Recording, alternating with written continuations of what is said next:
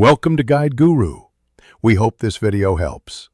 You start by preparing the phone, update Android and install Tracker Detect because Apple doesn't pair AirTag to Android. Once done, enable Bluetooth, location, and NFC if your phone has it. Make sure the AirTag is very close, 1 to 2 inches, to ensure NFC will register. Now open Tracker Detect and get ready to scan. This method finds unknown AirTags nearby and lets you play a sound or read owner info if the tag is in lost mode. Once the app is open, tap Scan and wait about 10 to 15 seconds. The app searches for trackers broadcasting nearby.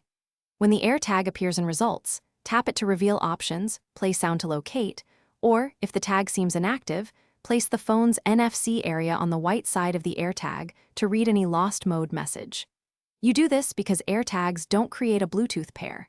Scanning discovers them, and NFC provides owner contact details when available.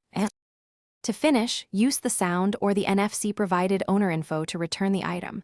Follow the lost mode instructions shown. If you don't detect the tag, move around, signals vary by distance and obstacles, and repeat scans in other rooms. Make sure Tracker Detect has location and Bluetooth permissions. If problems persist, restart your phone, confirm NFC is enabled, update the app, or try scanning with another Android device. This fixes most detection. Thanks for watching. Consider subscribing if we helped you today.